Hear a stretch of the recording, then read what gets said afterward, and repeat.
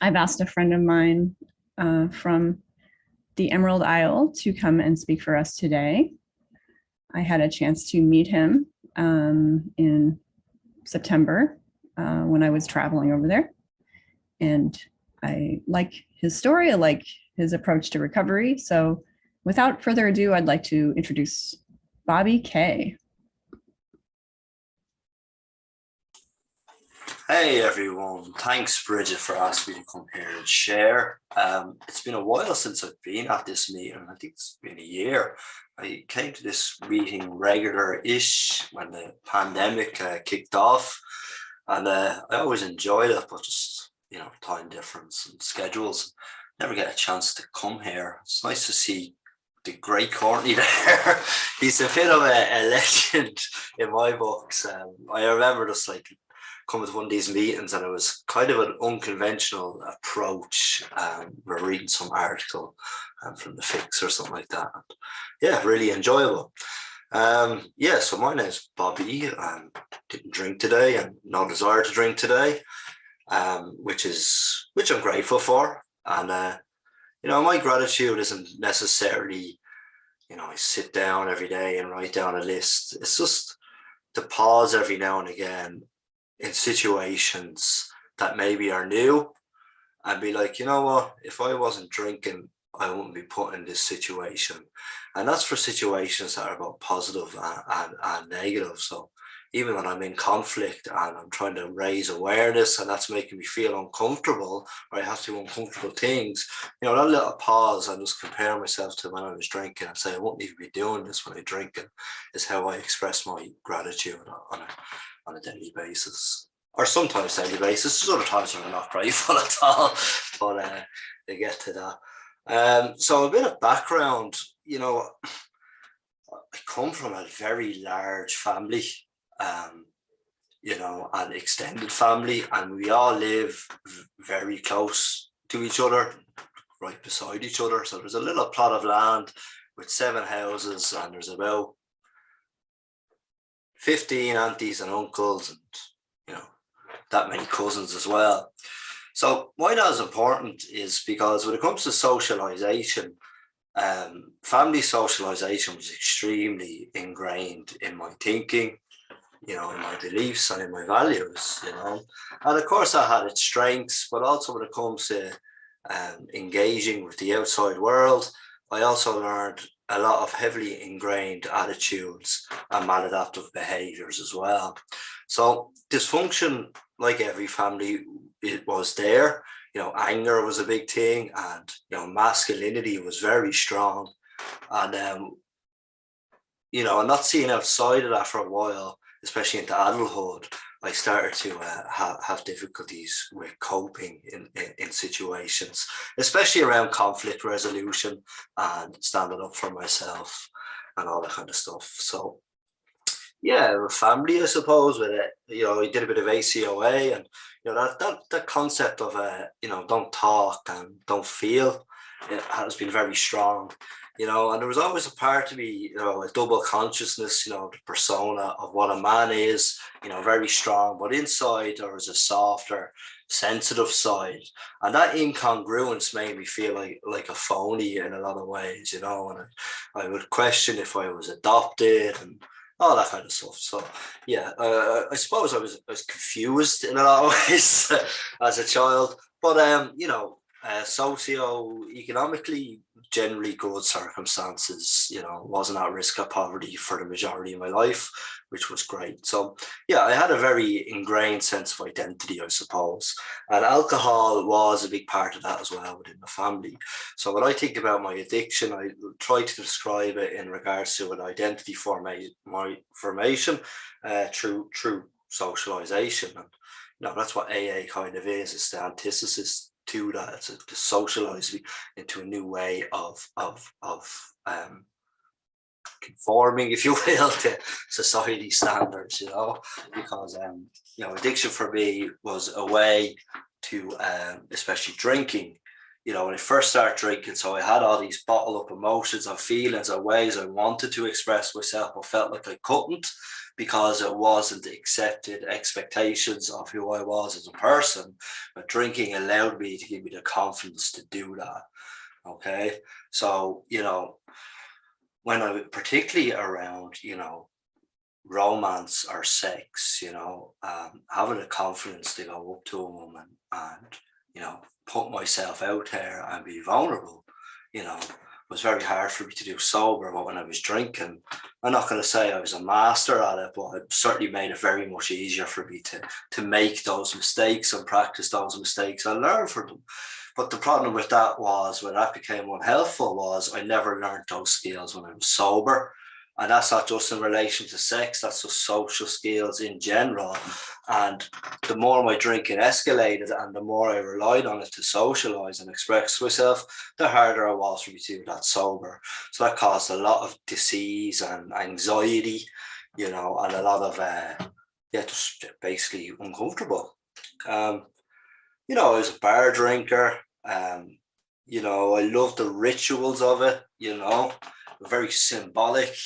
I used to take pride in how much I could drink and how long I drank for, and that was wrapped up in my work because I was a bartender. And, again, I fell into this pattern of just like heavily socialized into the drink/pub culture. And, that was all glorified in my background, and yeah, it was damaging when I started to become an adult, because I was so uncomfortable. I did a geographical move and moved to this town in Galway in my early 20s, and I went to college there, but I really went there to party and to chase women. That was my true intentions. It wasn't to learn. I had no interest in learning because, education wasn't valued for men within my family. We were quite one-dimensional in our thinking that, couldn't wait to be an adult so I could work, drink, get married, and very linear way of thinking things. So when I moved away, I started doing that, building my career, my success, but drinking got way out of hand, and, I wasn't the man I thought I was, right? Trying to navigate relationships and the social world by myself was quite difficult under the influence of alcohol, and I was just frightened. And my response to being frightened was to shut down and to run away. And, alcohol was a comfort for that too. It made me feel more comfortable about dealing with that lack of responsibility and apathy towards life once the stress really got to me, And so I moved home then, and, was going to change things and got involved in the relationship. And she was the first one to call me out on my drinking, and I accepted it quite quickly. And the reason for that was because when I was 16, I was going through a mental health episode, I suppose. And, my dad was in the program at the time, and he talks about the isms of alcoholism. And that really stuck with me at that age. It scared the shit out of me, but it stuck with me. So in regards to conscious awareness and raising my awareness around alcoholism, the denial wasn't that strong. I always had an inkling that there was something there that was unhealthy based off that information I was given about the isms of alcoholism. So, I promised to make a change, and it was a temporary change. It was very easy for me to stop drinking when I had an end goal in sight, but the whole uncertainty about never drinking again, or will I, won't I, when will that happen, scared the living daylights out of me. And that's something that I had to learn around that relationship with certainty after I stopped drinking. Yeah, so, I was introduced to the program, I suppose, at that age. It was a brief intervention, but I met somebody in work who kind of encouraged me to go. And I said, no, not really. The whole God thing, I was not religious, but if I'm to be honest now, I was using that as an excuse not to go. because a part of me wanted to try it myself and see how I get on by himself, because I valued self-sufficiency a lot. It was what it meant to be a man, and to endure that suffering by doing it alone was important for me to try. So yeah, I tried, I succeeded, and then I failed in regards to abstinence. And I went to the AA rooms there.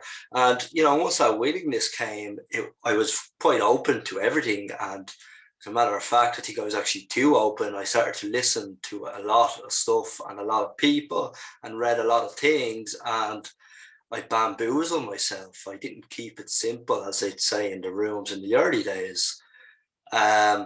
So, yeah. So I spent a lot of time in meetings and listening and hiding in meetings, rather than, applying myself outside in life, So the next time that came around, where I went back out, I relapsed, I come back in, I say, fuck you, AA, I kind of reject it all and become very resistant to it, So I built it up on a pedestal, and then it blew back on my face. I seen some faults in the program, and then I split and disregarded it again, And so in that process of kind of disregarding it, kind of going to meetings, sometimes there was a hope there to find something, but in that time, I just focused on very simple stuff: exercise, eating right, trying to sleep well, and generally that set me on a good trajectory. However, I spent a lot of time still kind of, reacting from my maladaptive coping mechanisms, and there was a lot of overcompensation going on, and a lot of me, caused a lot of undue stress for myself based off my expectations of my old patterns of thinking, of growing up and all that. So after a while, just before the pandemic, actually, a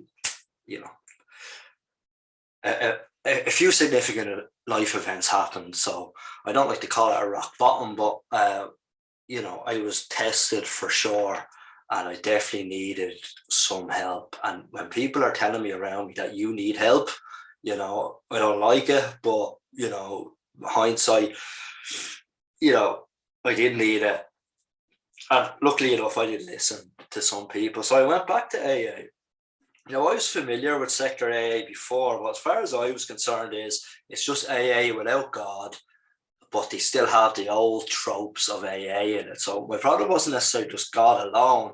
It was the ideology of AA, the defects of character, all that kind of shame type stuff that I heard in meetings, So I was reluctant but open to go, and I went, and I was happy I went, because I got in with a different meeting that I would normally go to. So I spent a lot of time at one meeting, listening to the same old stuff and the same attitudes, and my group teak was very strong, quite rigid about what AA was and what it's supposed to be, and what recovery is, and what alcoholism is. But I went to this meeting, particularly, it was a traditional meeting, and it was just a better way of communicating what the program was, and I found that very helpful. That was right before the pandemic, and so I wasn't drinking, but I was still involved in cocaine use and all that kind of stuff. But I changed careers, and that kind of dissipated around the same time I was going to meetings. So when I took the focus off the career, the college and all that kind of stuff, and then commitments, I kind of flipped it back into recovery.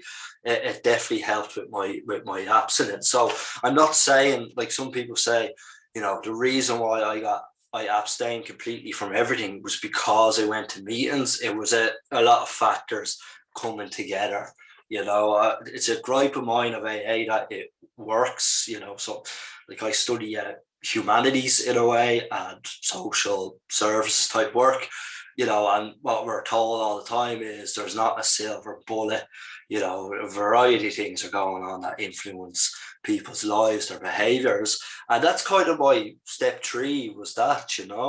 But anyway, so all that was going on, and the pandemic hit, and then I just had a lot of time to check out meetings.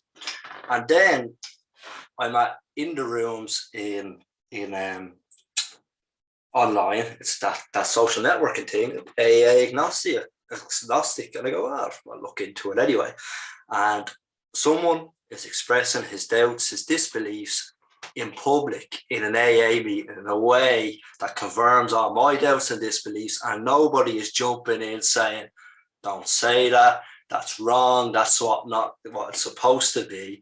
And that was such a breath of fresh air. Whatever about it, reading on, the orange papers, or Lance Dodds or someone like that talking about it, but to hear it in a public forum, couldn't believe. And someone sent me the spreadsheet, and I started coming into meetings. So one of the biggest challenges of my recovery, of course, is around romantic relationships. A lot of distrust, some of it based off my past experiences from other people, but a lot of it was a projection of myself onto other people.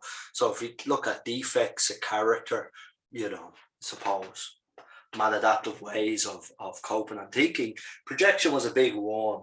And I was grateful for at the time that I had a partner that was understanding, because if that was me, I would have told myself to fuck off. So there was so that challenged me and my integrity as well, that I had this person to show this understanding, and it was just very unfamiliar to me, and it made me even more and more uncomfortable, and that's one of the things I learned, that I love what I love, and what I'm drawn to is not necessarily what's helpful, what's good about the world or me. It's what's familiar to me, and that's what the 12-step process, particularly step 4, is about, is to seek out them patterns of familiarity. Are they helpful? Are they in line with my sane and sound ideals, as my sponsor would say? And that's how I try to measure my progress. It's not, for me, I think, it's a framework that's useful, but I think a lot of it I just mature out of it anyway. Now, part of that maturation is through the process, of course, but I just find when it comes to the steps, when I do them, it sets me up in a way of thinking. And, if I don't act on it, it's different, but somehow I think it's by coming to meetings and listening to people, it just keeps me on a track of awareness of where I need to go, perhaps, and where is definitely not the place to go.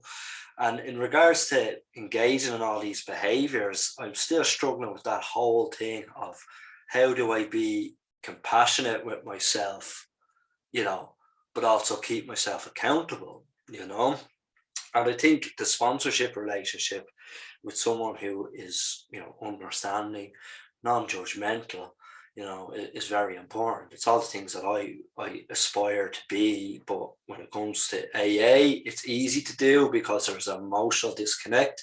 However, when it comes into relationships with people who I care about, who I am invested in, that becomes a lot harder, So this whole requesting my needs based off what to do next in my, in a way, in the what to do next in my sane and sound ideals, how can I say to someone I'm hurt without jumping the gun and getting angry, but how can I say it in a way that's considerate, that's kind, but also assertive and to the point? And on an armchair, I can talk about that, but when it comes to practicing that in my daily interactions, it's very difficult for me, and I'm back in college now, and I've had a few of those incidents where I have been honest enough and kind of reflective enough and being able to apologize when I am wrong, but also to be able to stand up to myself and say, you know what, do I tolerate this to a certain degree? Now I'm not tolerating it, and that's okay. This whole idea of my relationship with tolerance is quite strained at the moment, because you know, I have to stand side by side with my fellows and I have to live in a social world. But, you know, how do I fucking approach people in a way that I completely disagree with, or who are trying to, or who've got things wrong, or maybe I have got things wrong, and get to the root of conflicts, you know? Anyway, I feel like I'm starting to waffle a bit. It was a bit fragmented. You know, I'm just grateful to be here. I hope you've got something out of it. And thanks for listening to me. Thank you, Bobby. Great to hear from you today.